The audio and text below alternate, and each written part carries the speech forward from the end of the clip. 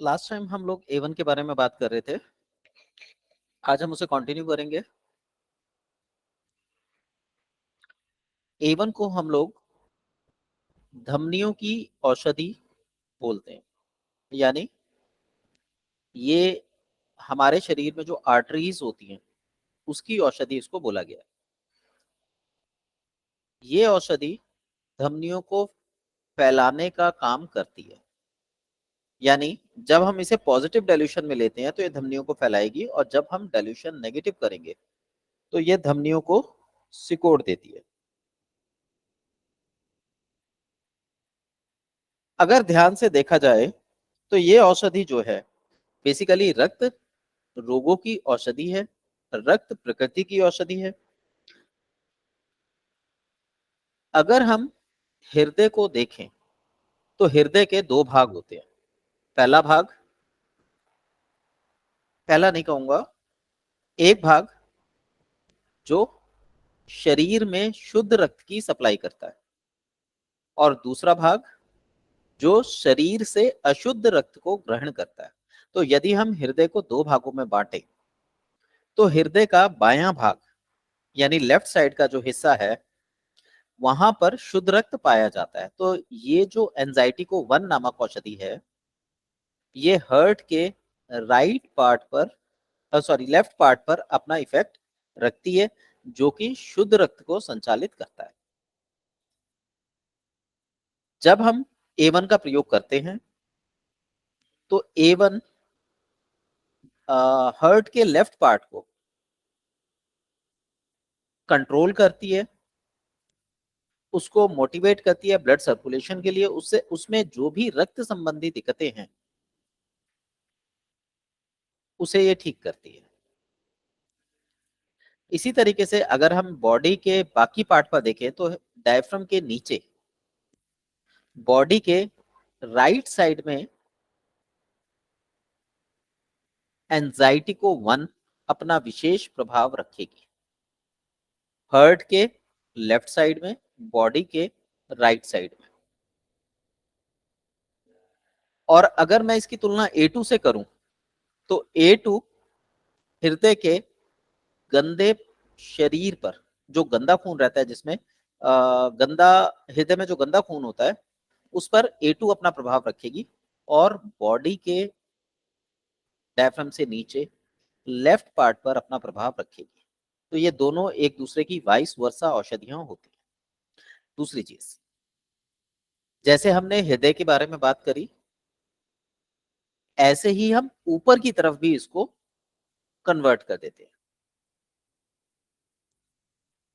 तो हृदय से ऊपर की ओर यदि आप देखेंगे तो हमारी आर्टरीज लंग से जुड़ती हैं। जब आर्टरीज लंग से जुड़ती है प्यूरिफिकेशन के लिए, तो यहां पर आर्टरीज गंदे खून को ले जाती है और वेन्स शुद्ध खून को ले जाती है। तो जहां पर हम हर्ट की बात करेंगे वहां पर A1 का प्रयोग किया जाएगा, भले ही वो खून गंदा हो या शुद्ध हो। और जहां हम वेन्स की बात करेंगे वहां पर A2 को लिया जाएगा, भले ही रक्त गंदा हो या शुद्ध। इस चीज का ध्यान रखें, जब आप रेमेडीज बनाएंगे तो ये रेमेडीज बेहतर बनती है। अब हमारे शरीर में जितनी भी आर्टरीज हैं, छोटी बड़ी, कैपिलरीज हैं जो सबसे छोटी होती हैं जिनमें शुद्ध रक्त रहता है, या ऑर्गन से संबंधित कोई भी नलिका जो शुद्ध रक्त को रखती है, उस पर A1 अपना प्रभाव रखेगी। ऐसी स्थिति में हम ये कह सकते हैं कि जब भी हमें रक्त नलिकाओं को फैलाना हो, ध्यान दीजिएगा, रक्त नलिकाओं को फैलाना हो, तो हम एंजाइटी को वन के पॉजिटिव डाइल्यूशन का प्रयोग करेंगे, यानी D1 का प्रयोग करते हैं। और वहीं जब हमें रक्त नलिकाओं को सिकोड़ना हो तब हम A1 के हायर डाइल्यूशन का प्रयोग करते हैं, यानी D3, D5, D10, D30। आप ऊपर ऊपर जाते जाएंगे वो रक्त नलिकाओं को उतना सिकोड़ेगी। अब ये एक सिंपल सा कॉन्सेप्ट है। अब आप लोग ये बताइए कि हमें रक्त नलिकाओं को फैलाने की या इनको सिकोड़ने की क्या आवश्यकता पड़ जाती है।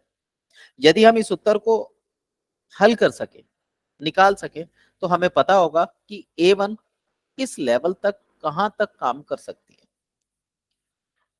आप लोगों में से कोई बताना चाहेगा? सर बीपी उसमें सर हम फैलाना पड़ेगा सर। ब्लड प्रेशर में फैलाना पड़ेगा। बीपी लो में, बीपी हाई में? हाई में सर। हाँ जी, बीपी हाई में सर। Very good ma'am. लेकिन इसको थोड़ा सा और एक्सप्लेन कीजिए। सर अब क्या कहते हो सर, वो हार्ड हो जाते हैं ना सर, एक्चुअल हार्ड हो को नैरो हो जाते हैं सर, जी तब हम फैलाना पड़ेगा ना सर। जी मैम, बिल्कुल ठीक बोला आपने, थैंक यू। और हम सिकोड़ते कब है इनको, नलिकाओं को सिकोड़ेंगे कब? फैलाने का तो सर हमें समझ आ गया कि बीपी हाई में हम इसको फैलाने के लिए इसका A1 का डाइल्यूशन 1 का प्रयोग कर सकते हैं। सिकोड़ने का काम कब करेंगे?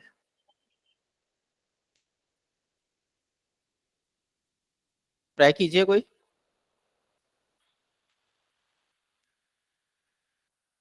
नहीं पता?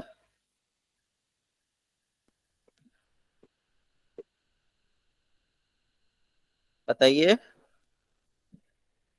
हाँ ना, कुछ तो बोलिए।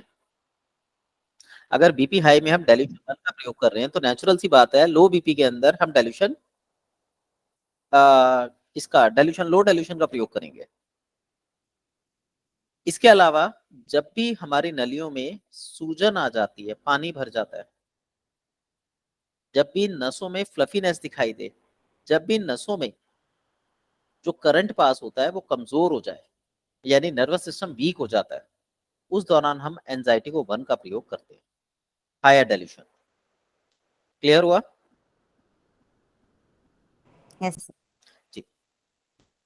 A1 कुल 6 रेमेडीज को मिला के बनाया गया सर, है। थोड़ा थोड़ा थोड़ा सर उसका ले डाउट सर, अब एक्चुअल वो वाटर ये होने से भी सर स्वेलिंग आता है को बोले थे ना सर, वहाँ जी, वाटर को काट देगी सर, वो सिकुड़ देगी सर असल एक्चुअल।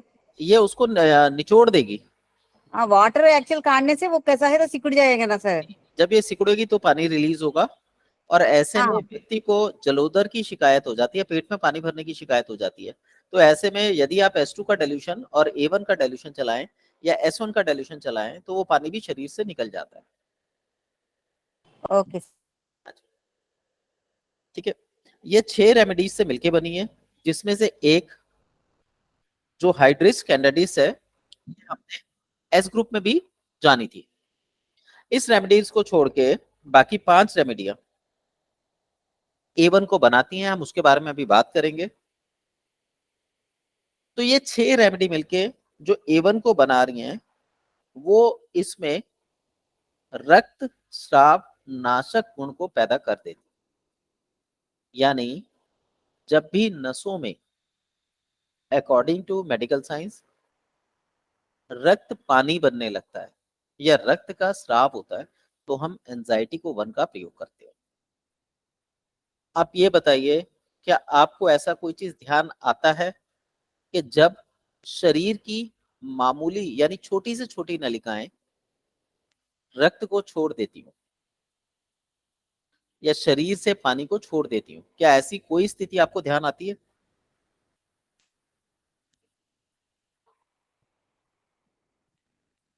बताइए। नहीं पता। आपने अटिकेरिया का नाम सुना है, पित्ती उछलना, छपाकी? यस सर सुनाइए। उस कंडीशन में क्या होता है कि नलिकाएं रक्त की गर्मी के कारण फैल जाती हैं। जब रक्त नलिकाएं फैल जाती हैं तो रक्त बूंद बूंद के रूप में, बारीक रूप में उन नलिकाओं में भरकर त्वचा पर छपाकी के रूप में या ऐसे रूप में उभर कर सामने आता है कि हमें लगता है जैसे चींटी के काटने पर न्यूरोटॉक्सिक जहर फैल जाता है, तो वहां पर वो चकते से बन जाते हैं।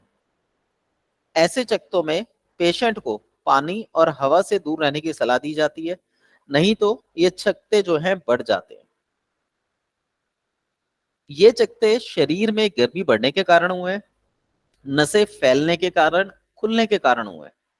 तो एंजाइटी को 1 का हायर डाइल्यूशन इसे सुकोड़ कर ठीक करता है। तो अर्टिकेरिया के लिए हम लोग A1 का प्रयोग कर सकते हैं। इसी तरीके से शरीर सर में, जी बोलिए।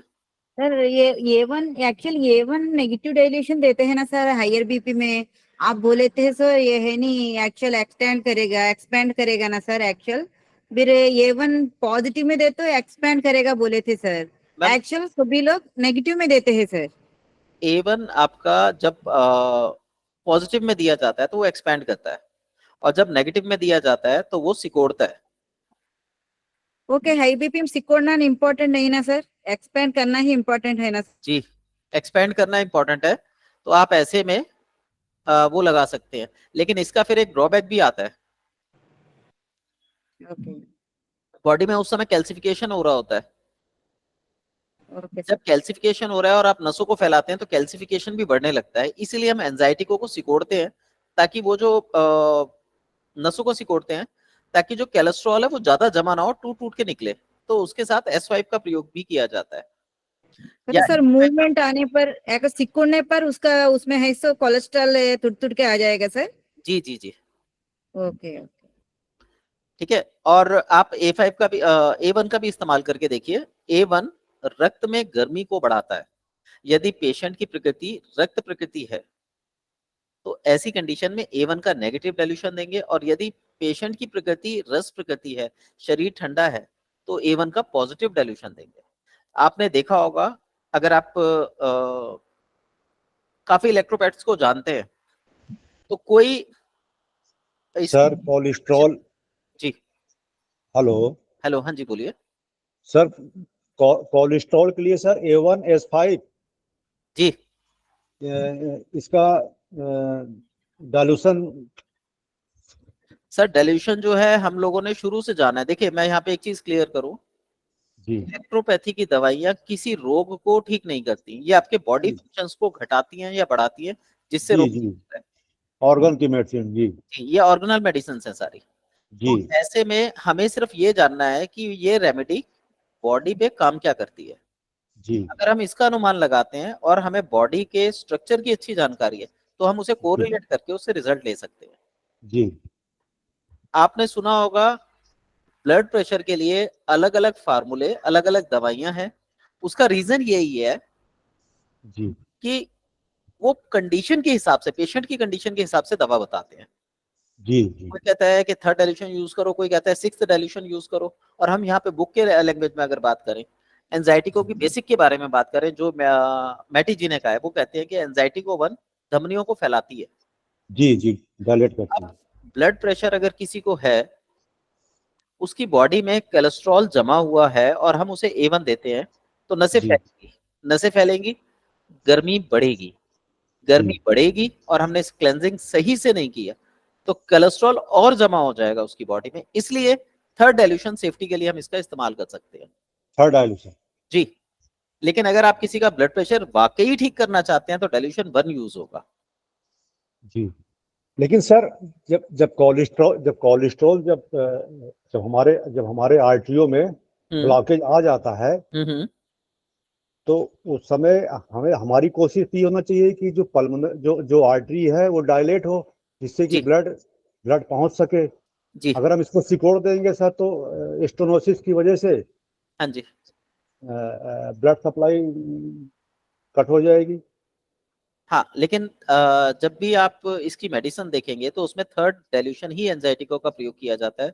उसका कारण जी है इसकी प्रकृति में गर्मी बहुत है, जी जो कि अभी आपने बताया। ठीक है। सर, तो सर उससे ऑब्स्ट्रक्शन नहीं होगा? नहीं सर, कुछ नहीं होता। जी आप क्योंकि पेशेंट को क्योंकि अपने सामने बैठाइए। देखिए, जी आप पहले उसको एक ना हम दवाई के कॉन्सेप्ट को समझने की कोशिश करते हैं। हमने ये जाना कि A1 नसों को फैलाती है, धमनियों को फैलाती है। जी अब ज्यादातर जो धमनियां कड़ी होती हैं वो कहाँ होती हैं? नेचुरल सी बात है, हार्ट की या लंग की कड़ी होती हैं। जी जी अगर लंग्स में आर्टरी कड़ी हो गई है तो जी हम A1 का हायर डाइल्यूशन लेंगे। जी और अगर जो रक्त जब लंग से शुद्ध होके आता है, जिसे जो हम वेन से जोड़ेंगे, जी तो हम एंजाइटी को 1 का डाइल्यूशन 1 लेंगे। जी और यही कंडीशन ऑपोजिट हो जाती है जब ये नीचे की ओर बॉडी में सर्कुलेशन करती है। जी तो ऐसी कंडीशन में A1 का फर्स्ट डाइल्यूशन प्रयोग किया जाएगा आर्टरी के लिए, और वेन्स के लिए A2 का डाइल्यूशन यूज किया जाएगा। जी जी अब अगर हमारे पास मान लीजिए A2 नहीं है, तो हम A1 का नेगेटिव डाइल्यूशन यूज कर सकते हैं, क्योंकि ये नसों को सिकोड़ती है। जी जी ठीक है, ये कॉमन कॉन्सेप्ट हो गया। अब एंजाइटी को 1 और एंजाइटी को 2 की बात करें, एंजाइटी को 1 हमारी आर्टरी की रेमेडी है, और जी एंजाइटी को 2 वेन्स की रेमेडी है। जी जी एंजाइटी को आर्टरीज के थ्रू बॉडी में ब्लड सप्लाई का काम करती है, पोषण जी देने का काम करती है। जी जी और जो 2 है वो जी धमनी ये जो आर्टरीज हैं, सॉरी वेन्स हैं, उनके जी गंदे रक्त के प्रवाह को कंट्रोल करती है।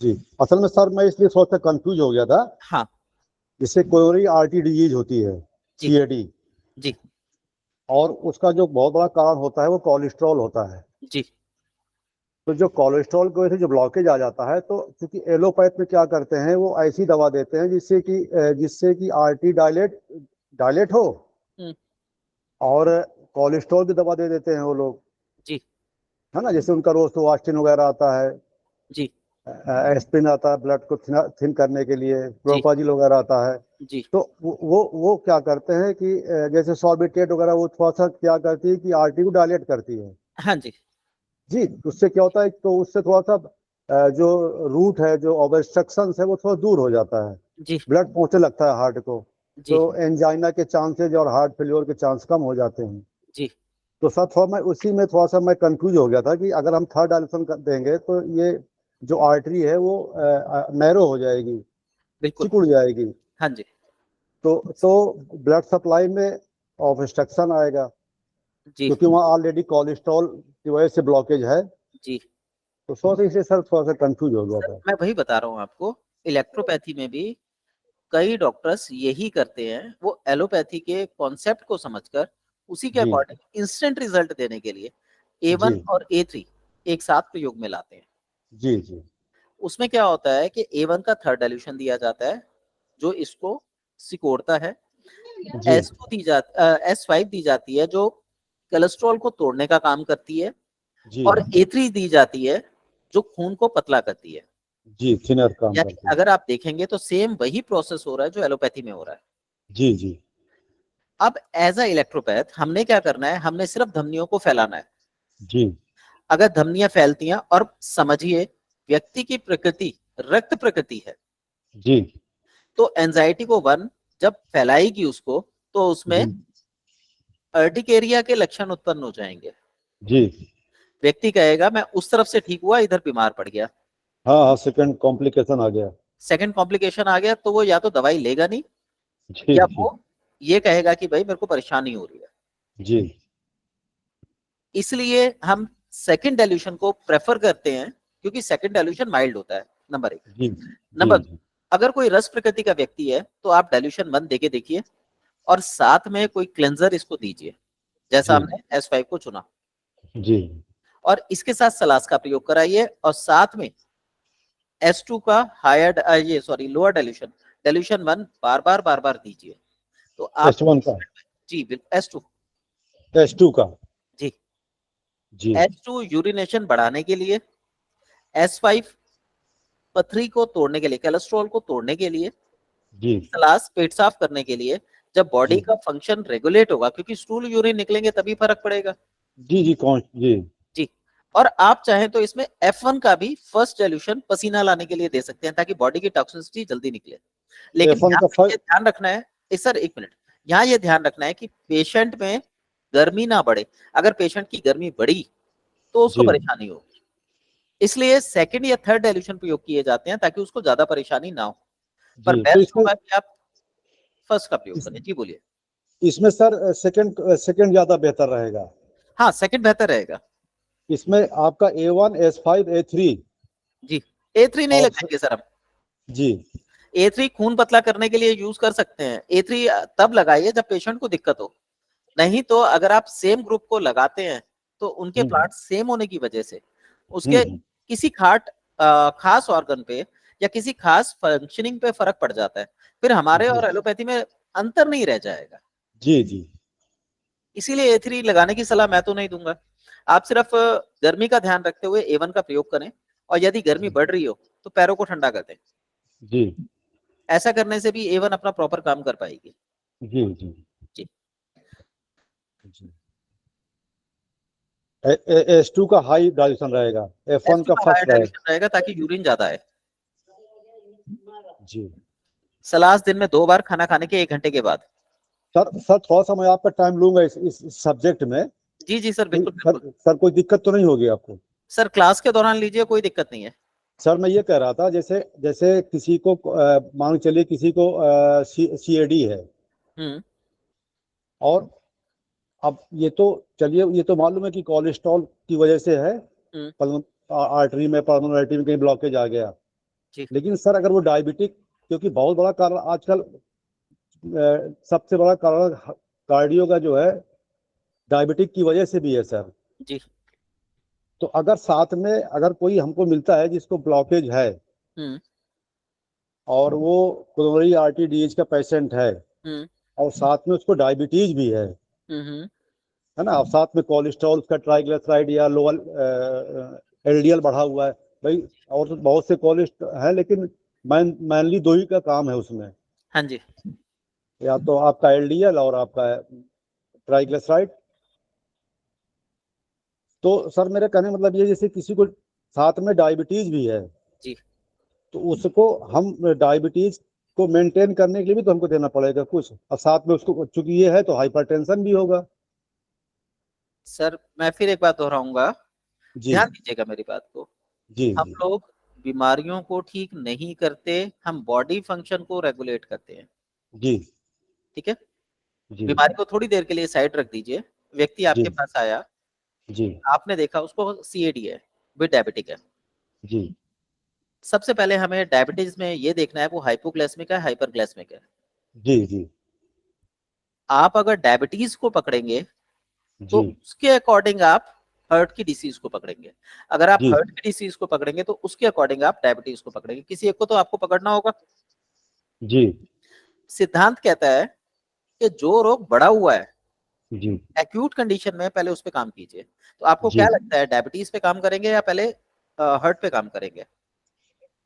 अब सर अब ये यहाँ पे तो ये है कि जैसे वो डायबिटिक पहले से है, जी और डायबिटीज की वजह से, डायबिटीज की कॉम्प्लिकेशन से ही उसको ये दिक्कत पैदा हुई, हाँ जी है ना। उस हाइपरटेंसिव भी मतलब STN का भी पेशेंट हो गया, और जी CAD का भी हो गया। जी।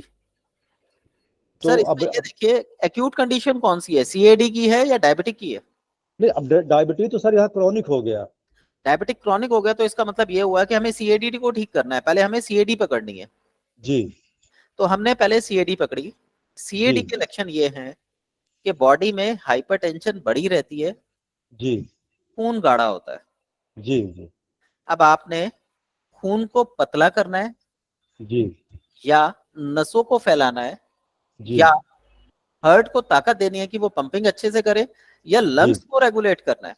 जी क्या चीज आपको इसमें बेहतर लगती है कि लंग्स अगर एनर्जी पूरी लेंगे, एब्जॉर्प्शन जी। पूरी लेंगे अगर लंग्स, तो नसें फैलेंगी, या हमें नसों को फैलाना चाहिए, या हमें खून पतला करना चाहिए? क्या राय है? नहीं सर, इसमें सर पहला तो सबसे बेहतर यही है कि ब्लड को पतला कर दिया जाए।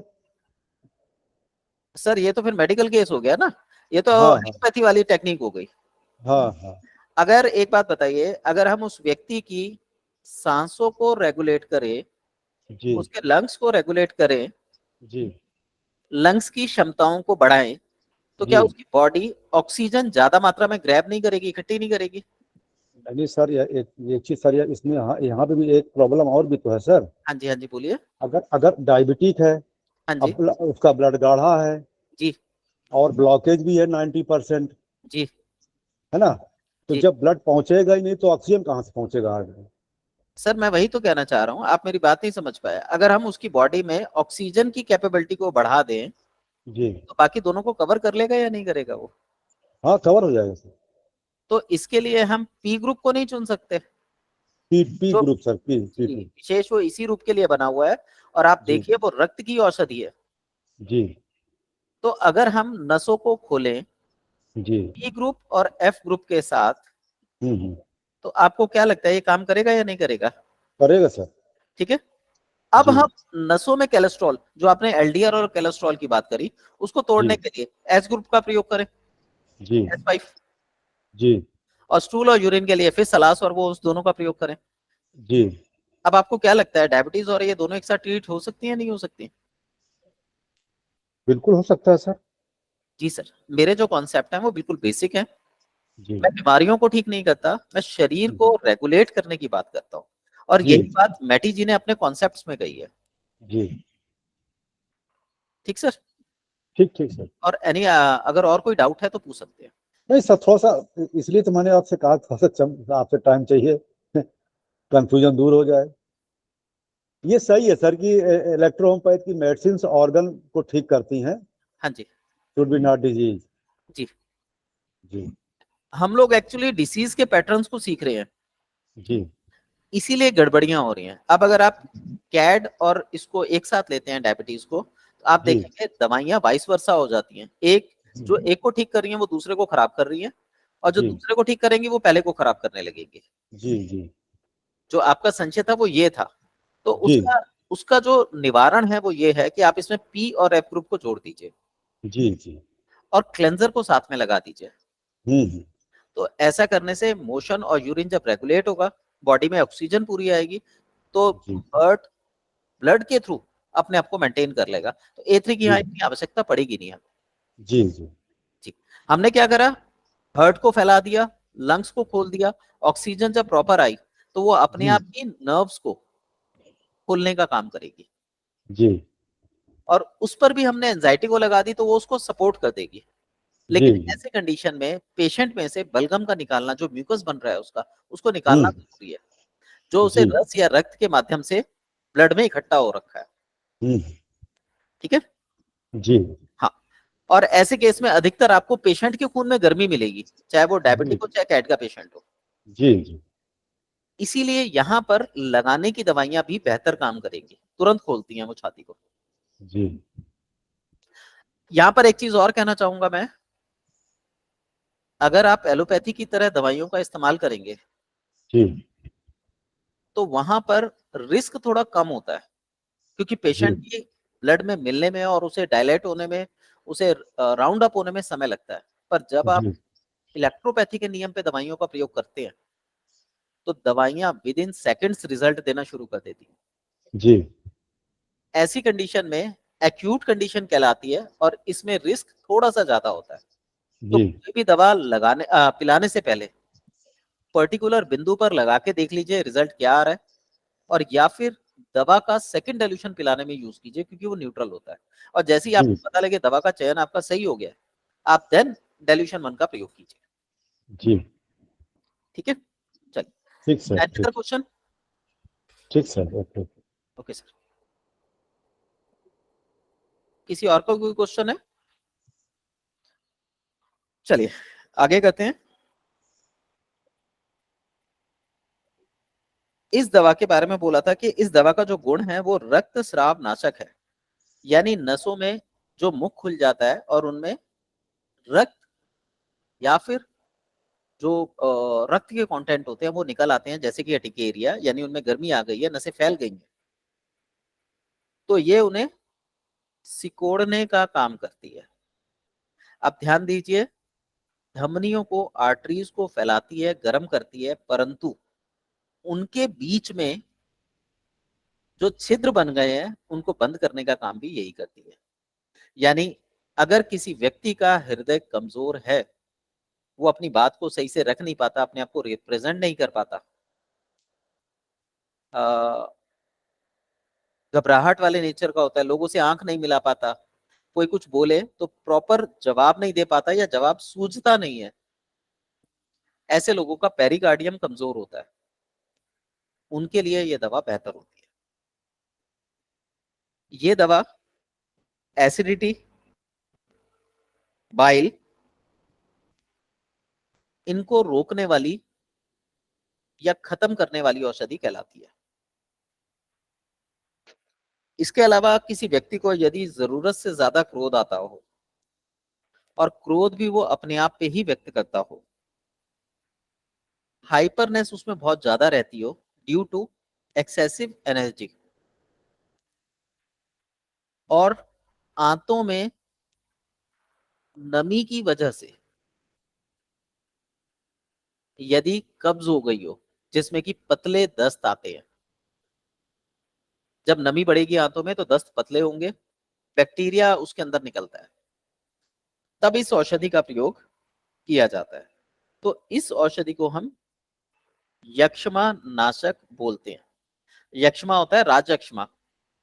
राजयक्ष्मा मतलब जो भी ऐसे रोग जो आलस के कारण उत्पन्न हुए हो, वैसे राजयक्ष्मा बोला जाता है टीबी को, ट्यूबरक्लोसिस। पर जब हम पुराने उसको लेते हैं, अपने स्क्रिप्चर्स को, अपने पुराने नोट्स को लेते हैं जो आयुर्वेद में वर्णित है, यूनानी मेडिसिन में वर्णित है। यूनानी में भी आपको बहुत कुछ मिलेगा, बस लैंग्वेज का थोड़ा सा फर्क रह जाता है। आप ऐसी चीजों में देखेंगे तो उसमें शुद्ध रक्त, अशुद्ध रक्त, म्यूकस या बलगम, इनके बारे में बात की गई है। और यही वो कारण है जो शरीर में रोग उत्पन्न करते हैं। हम लोगों ने भी यही चीज जानी, तो हम बॉडी के ऊपर काम कर रहे हैं। तो इसका मतलब ये हुआ कि टीबी की कंडीशन, बॉडी के अंदर एक खास तरीके का बैक्टीरिया बढ़ जाता है, जिसके कारण वो बॉडी के ऑर्गन्स को नष्ट करने लगता है, वहां पे म्यूकस बनाता है, और बाद में वहां पे इन्फ्लेमेशन हो जाती है, और बॉडी ही बॉडी को खाने लगती है। तो उसको राजयक्ष्मा बोला जाता है। तो ऐसी अवस्थाओं में जब शरीर शरीर को खाने लगे, अब साइंस इसको क्या बोलती है, इसको बोलते हैं वो, मैं नाम भूल रहा हूँ इस समय, जब बॉडी बॉडी को खाने लगती है उस मैं नाम भूल रहा हूँ, एक स्पेसिफिक नाम भी है इसके, एंटी करके उसका शब्द का यूज किया जाता है। आ, हमारे बॉडी के जो टिश्यूज होते हैं जब वो अपने आप को खाने लगते हैं, उसको क्या कहेंगे मेडिकल टर्म में, मैं नाम भूल रहा हूँ। आप में से किसी को पता हो तो प्लीज बताइए।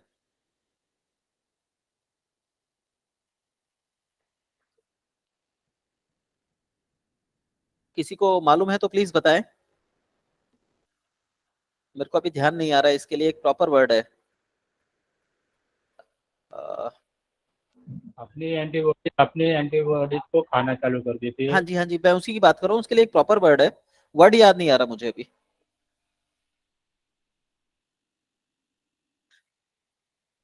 Auto immune disorder. हाँ जी, thank you Purushottam ji. Auto immunity disorder, एक तरह से ऑटो इम्यूनिटी डिसऑर्डर में आपका जो A1 है ये काम करती है, ये उस प्रोसेस को तोड़ सकती है, रोक सकती है। तो जो यक्ष्मा होता है वो एक तरह का ऑटो इम्यून डिसीज ही है, बट मेडिकल साइंस में उसको ट्यूबरक्लोसिस कह के उसे एक खास बैक्टीरिया का बोल के उसे वहीं का वहीं एंटीबायोटिक दवाएं देके रोक दिया जाता है। पर यदि आप वहां पर A1 को इस्तेमाल करेंगे, आप देखेंगे बी ग्रुप के साथ ये वहां पर बेहतर, बल्कि बेहतरीन रिजल्ट आपको देती हुई दिखेगी। A1 का रिजल्ट जो है ये हमारी धमनियों पर होता है, जो धमनियों को फैलाने का काम करता है। तो ऐसी जितनी भी डिसीज हैं, जितने भी इश्यूज हैं जो धमनी के कारण क्रिएट होते हैं, ये उनको रेगुलेट करती है। ऐसे कुछ एग्जांपल्स हैं, महिलाओं में मासिक धर्म कम आता हो या बहुत ज्यादा मात्रा में आता हो, दोनों ही कंडीशन में A1 काम कर सकती है। इसके अलावा यदि अर्टिकेरिया बन जाए, शरीर में कमजोरी महसूस हो,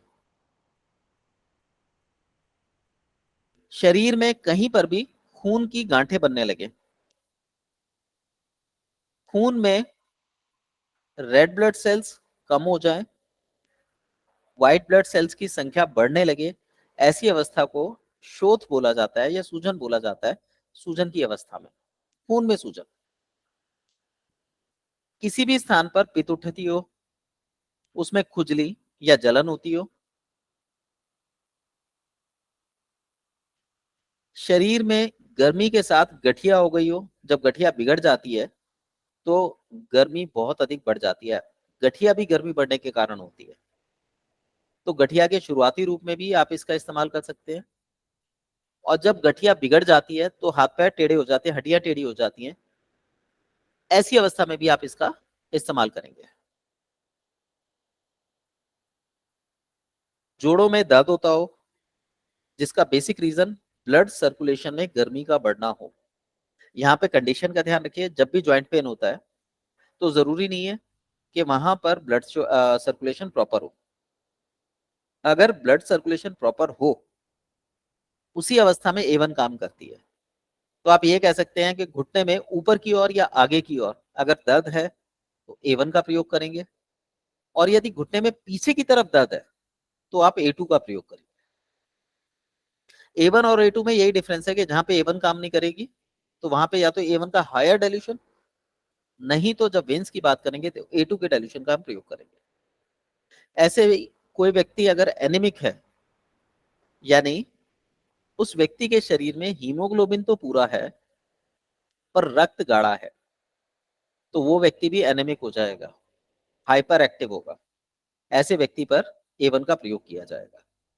यहाँ ये ध्यान रखना है कि कुछ लोगों में आपको हीमोग्लोबिन पूरा पूरा दिखाई देगा पर उसके बावजूद भी वो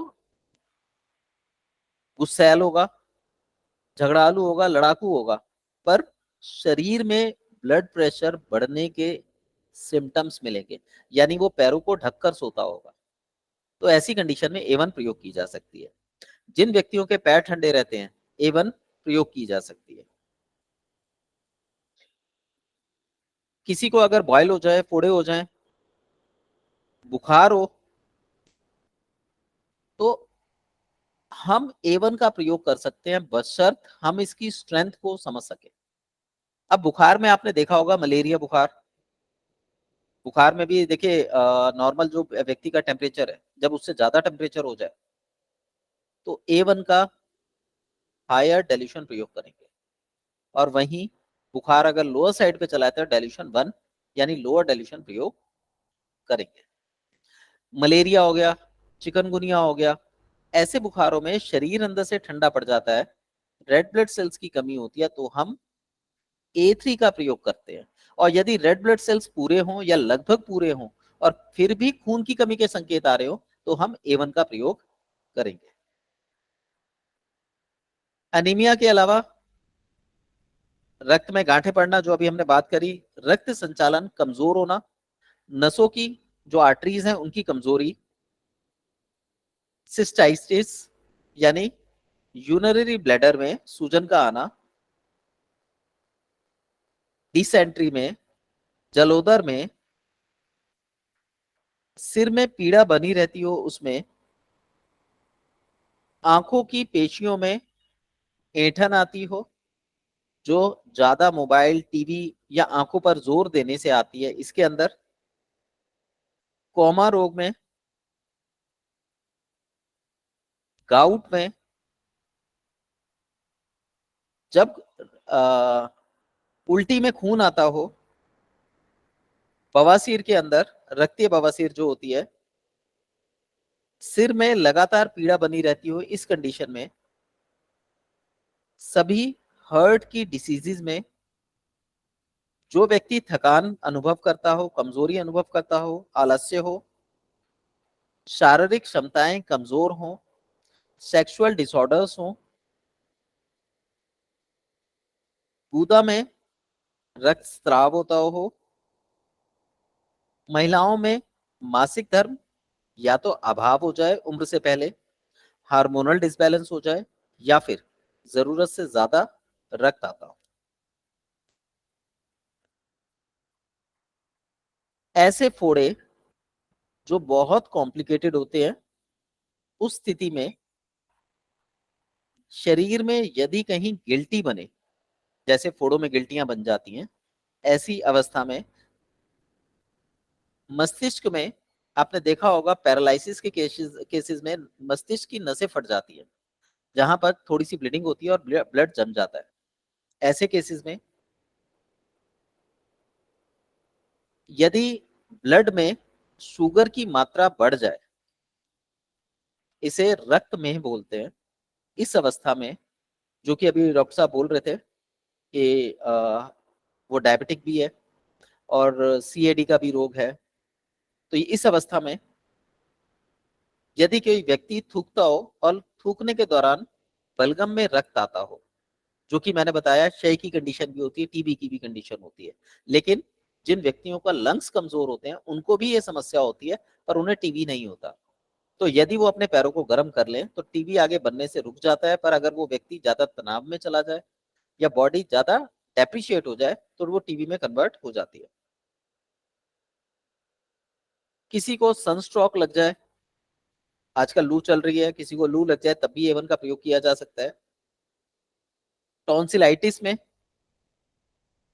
रूमेटाइटिक डिसीज में,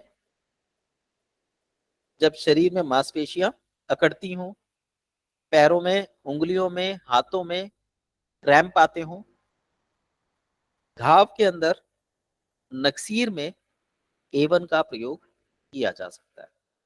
अब यहाँ पे अगर आप थोड़ा सा फोकस करेंगे तो लगभग लगभग हमने सभी बड़ी बीमारियों के बारे में बात करी है। अब A1 अगर इतनी सारी चीजों पे काम करती है तो हम केवल उसका प्रयोग नसों को फैलाने के लिए क्यों करते हैं? उसका कारण यह है कि हमें शुरू से ये बताया गया है कि A1 धमनियों को फैलाती है, रक्त को शुद्ध करती है। बाकी प्रैक्टिकल करके देखिए। तो यदि हम खुद प्रैक्टिकल करें, बुक्स को पढ़ें, आप देखेंगे चीजें बदल रही हैं। और मैंने आपको एक चीज और बताई थी प्रोग्नोसिस के बारे में। डायग्नोसिस रिपोर्ट से आसानी से हो जाता है। डायग्नोसिस पेशेंट आके खुद बता देगा मुझे ये समस्या है, पर उस समस्या का मूल कारण कहाँ छुपा है जब तक वो पता नहीं करेंगे तब तक आपका उपचार एलोपैथी के समान बन के रह जाएगा। और यहां पर एक बात और बोलूंगा, यदि हम इन औषधियों को दवा के रूप में प्रयोग करते हैं तो हमें गवर्नमेंट से इसके लिए परमिशन लेनी होगी। पर यदि हम इनको नॉर्मल मेडिसिन्स, मैजिकल रेमेडीज के रूप में पेश करते हैं जो बॉडी की संरचना को कुछ देर के लिए बदलने की क्षमता रखती है, ये कुछ देर के लिए बदलती है, परमानेंट नहीं बदलती, तो हमें किसी भी मेडिकल से, किसी भी गवर्नमेंट डिपार्टमेंट से परमिशन लेने की जरूरत नहीं पड़ती। सिर्फ हमें उसको सही से प्रमोट करने की आवश्यकता है। और जहां तक मेरा मानना है, मैटी जी ने जब इन औषधियों को बनाया था उनका उद्देश्य यही था कि वो शरीर को कंट्रोल कर सके। उन्होंने कभी भी बीमारियों पर काम नहीं करा, शरीर को रेगुलेट किया जिससे बीमारियां कंट्रोल हुई। यदि आप मेरी बात से सहमत ना हो तो मुझे टोक सकते हैं।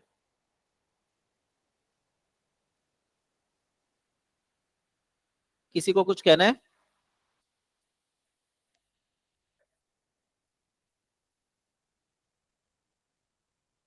किसी का कोई एडवाइस हो, कुछ पूछना हो, कुछ कहना हो तो बोल सकते हैं।